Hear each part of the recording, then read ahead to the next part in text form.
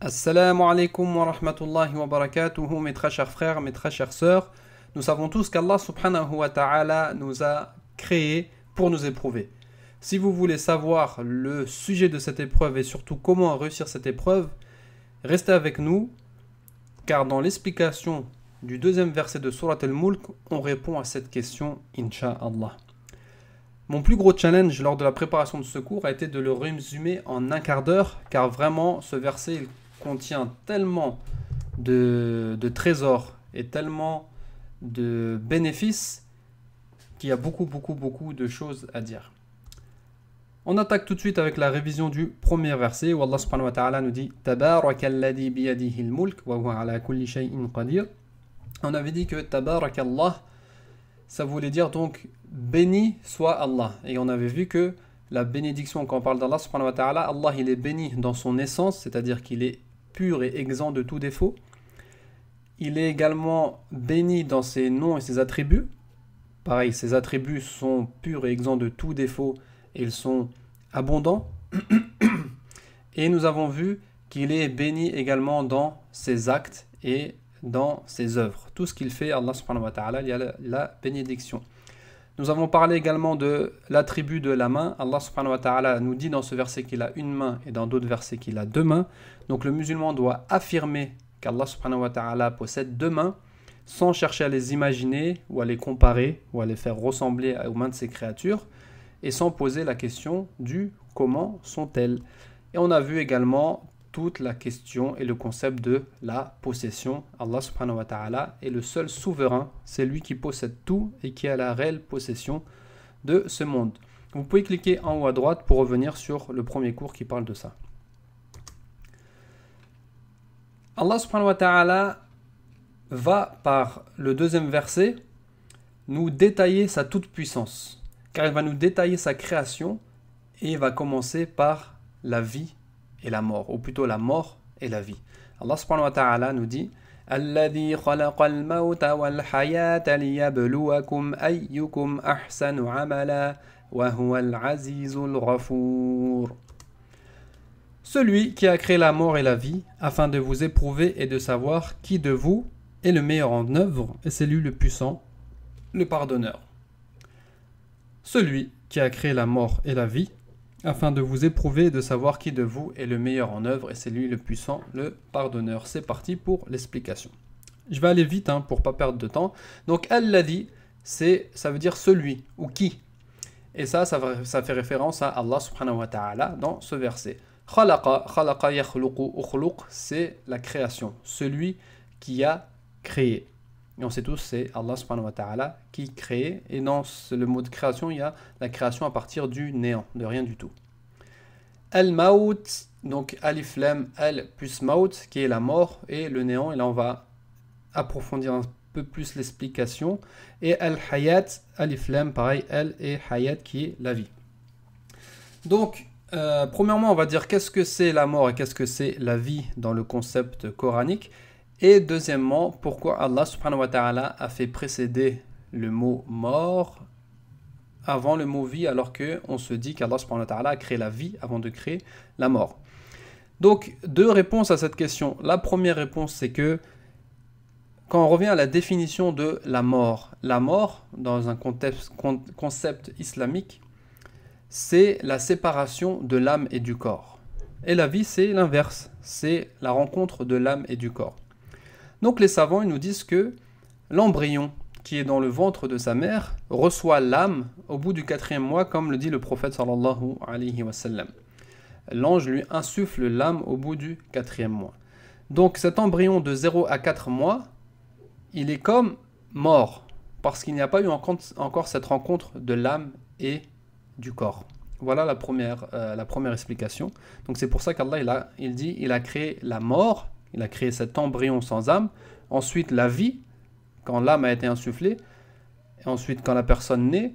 Ensuite, cette personne-là meurt et elle sera ensuite ressuscitée. Yawm al-Qiyamah. Et la deuxième explication, c'est que Al-Maut, ça veut aussi bien dire la mort que le néant. Donc Allah subhanahu wa ta'ala a créé le néant, l'absence de tout. avant que tu sois un embryon et que tu sois un homme, tu n'étais rien. Donc, il y a le néant qui passe avant la vie.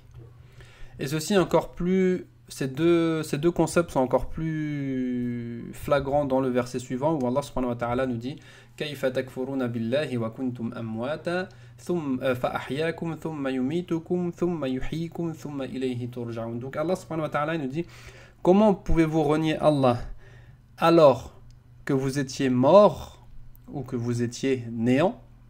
C'est là la traduction n'est pas mot par mot. Kuntum amwata, vous étiez néant, soit vous n'avez aucune vie, ou vous étiez mort dans le sens où vous étiez embryon sans âme. Fa'ahyakum, il vous a donné la vie. Thumma yumitukum, ensuite il vous fera mourir, c'est-à-dire séparation de l'âme et du corps, puis il vous fera revivre Yawm al-Qiyamah avec la résurrection.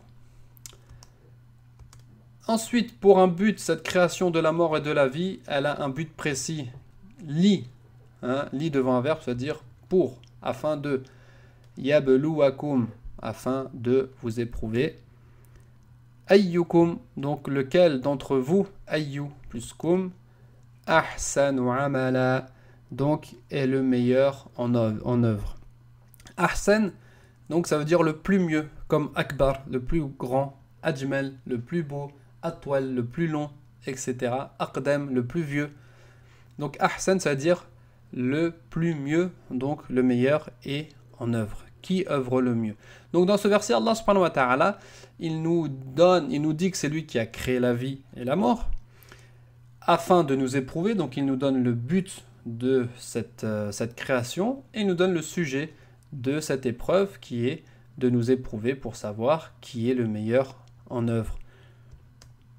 Wa huwa, et c'est lui, et il est, wa huwa, al-aziz, le puissant, celui qui a toute autorité, celui qui, lorsqu'il veut quelque chose, le fait, celui que rien ne peut rendre incapable, etc. Donc c'est le tout-puissant et al-Ghafour, le pardonneur. Al-Ghafour, c'est pas simplement le pardonneur, c'est celui qui cache les péchés dans ce bas monde, qui ne dévoile pas les péchés de ses serviteurs devant tout le monde et qui les pardonne dans l'au-delà. Donc c'est pour ça qu'il faut toujours demander al-istighfar.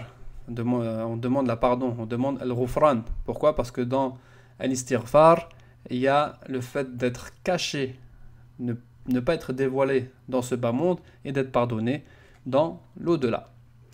Donc dans ce verset, il y a plusieurs choses. Dans ce verset, Allah subhanahu wa ta'ala, il nous montre sa puissance, premièrement. Il nous montre sa puissance parce que c'est le seul qui peut créer la mort et la vie, et c'est le seul qui nous fera tous mourir et qui nous refera tous revivre. Et personne n'a prétendu pouvoir créer la mort et la vie. Donc Allah subhanahu wa ta'ala, il nous montre par cela que c'est lui le tout-puissant. Il nous explique également le but de notre présence, qui est l'épreuve, et on va revenir sur ce concept. Et il répond à la question de la quantité et de la qualité. Allah subhanahu wa ta'ala veut de nous de la qualité, on va parler plus longuement, incha'Allah. Également, j'ai oublié de préciser, quand Allah subhanahu wa ta'ala nous dit ahsanu amala, les savants disent que al-amal al-ahsan, le meilleur le plus parfait des actes, c'est celui qui est le plus sincère et le plus en conformité avec la sunna du prophète sallallahu alayhi wa sallam. Ensuite,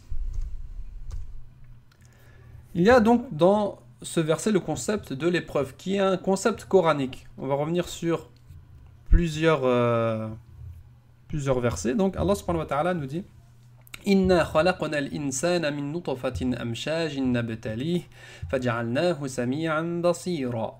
Donc Allah subhanahu wa ta'ala, il dit, nous avons créé l'homme d'une goutte de sperme mélangée aux composantes diverses. Pourquoi? À quel but? Pour le mettre à l'épreuve afin de l'éprouver. Allah subhanahu wa ta'ala nous dit également dans Surat Al-Ankabut, il nous pose la question أَحَسِبَ النَّاسُ أَن يُتْرَكُوا أَن يَقُولُوا آمَنَّا وَهُمْ لَا يُفْتَنُونَ. Est-ce que les gens pensent qu'on les laissera dire nous croyons sans les éprouver? Donc il faut savoir que cette vie est une épreuve. Cette vie est une épreuve lorsque tu es en bonne santé, lorsque tu es malade, lorsque tu es riche, lorsque tu es pauvre, lorsque tu as des passions, lorsque tu as des soucis, lorsque tu as des ambiguïtés, le fait qu'Allah subhanahu wa ta'ala nous ait ordonné des choses, interdit d'autres choses, tout ça est une épreuve. Nous vivons dans une épreuve. Il ne faut pas croire que la vie va être facile. Et cette épreuve, c'est de savoir qui est le meilleur en acte. Et là, on parle du concept, excusez-moi, de la qualité dans le Coran. Allah subhanahu wa ta'ala, il nous dit Inna ja'alna ma'ala al-ardi zinatan laha linabluwahum ayyuhum ahsanu amala. Allah subhanahu wa ta'ala nous dit nous avons placé ce qu'il y a sur terre pour l'embellir afin d'éprouver les hommes. Encore cette notion d'épreuve. Qui d'entre eux sont les meilleurs dans les actions, dans leurs actions. Allah subhanahu wa ta'ala, il n'a pas dit qui d'entre eux ayyuhum aktharu amala, qui d'entre eux sont le plus en action. Mais on parle de qualité, on ne parle pas de quantité. Allah subhanahu wa ta'ala nous dit également, dans Surat Kahf également, Inna alladhina amanu wa aminu salihat, inna la nudi'u ajra man ahsana amala. Ceux qui croient et font de bonnes œuvres, vraiment, nous ne laissons pas perdre la récompense de celui qui est le meilleur en œuvre. Pas qui est le plus en œuvre, mais qui est le meilleur en œuvre. Donc on a vraiment ce concept de la qualité que l'on doit avoir dans notre vie de tous les jours et dans tous les domaines. Dans ta vie spirituelle, tu dois être le meilleur en œuvre. Tu dois être le meilleur dans ta prière. Et comme on a dit, le meilleur dans ta prière, c'est que ta prière soit la plus sincère possible et la plus conforme à la sunna du prophète Mohammed sallallahu alayhi wa sallam. Dans ta vie spirituelle, tu dois être al-ahsan. Dans ta vie professionnelle, tu dois être al-ahsan. Dans ta vie familiale, tu dois être al-ahsan, le meilleur. Dans le domaine sportif, tu dois être al-ahsan. Dans tout ce que tu fais, tout ce que tu entreprends, tu dois être al-ahsan, le meilleur. Allah subhanahu wa ta'ala ne veut pas de toi que tu en fasses des tonnes et des tonnes. Il veut que tu en fasses, même si c'est peu, mais il veut de toi la qualité. Alors, on a compris de ce verset, qu'est-ce que Allah veut de nous? Allah veut de nous que l'on soit le meilleur en œuvre. Et ça doit être dès aujourd'hui. Tu dois te mettre dans ta tête, il faut que je sois meilleur en œuvre. Il faut que je prie, je suis le meilleur dans ma prière. Je suis père de famille, je suis le meilleur dans ce rôle de père. Je suis salarié, je suis le meilleur dans ce monde de salarié. Je suis enseignant, je suis le meilleur dans l'enseignement, etc., etc. Donc, je suis le meilleur avec Allah subhanahu wa ta'ala, dans mon adoration, dans mon rapport avec Allah subhanahu wa ta'ala. Et là, on peut détailler, mais de peur de faire trop, on va passer. Dans la vie de tous les jours, avec tes voisins, avec tes collègues, etc. Dans ta vie professionnelle, tu es le meilleur. Avec ta famille, tu es le meilleur. Tu es le meilleur des maris, tu es le meilleur des pères, tu es le meilleur des enfants, tu es le meilleur des frères, tu es le meilleur des oncles, etc., etc. Et avec les autres, voilà. Donc tu médites sur ça, tu fais le point. Est-ce que vraiment tu es le meilleur dans ta vie, dans tout ce que tu entreprends ou non? Est-ce que tu donnes tout pour être le meilleur? Et il faut demander de l'aide à Allah subhanahu wa ta'ala premièrement et ensuite faire les œuvres. Il est bien également aussi de méditer sur les noms d'Allah. Pareil, on n'a pas le temps, mais ça c'est une chose très importante. Les noms d'Allah qui sont apparents dans ce verset, il y a le Créateur, c'est lui qui a créé la vie et la mort. Il y a le Puissant, car seul lui peut faire ça. Il y a le Pardonneur, donc Al-Aziz Al-Ghafour, et on voit là que Allah subhanahu wa ta'ala a choisi dans ce verset deux mots vraiment opposés. Un mot qui fait peur, le Puissant, et un mot un mot gentil, on va dire, un nom gentil qui est le Pardonneur. Allah subhanahu wa ta'ala, il est doux, il est pardonneur, il nous cache nos péchés ici dans ce bas monde et il les pardonne dans l'au-delà. Donc ça fait peur à la personne de faire des péchés, et ça lui donne envie de faire de l'istighfar et de faire des bonnes actions. C'est lui le vivant, donc Allah subhanahu wa ta'ala, c'est le vivant. Avant d'avoir créé la vie, lui, il était vivant.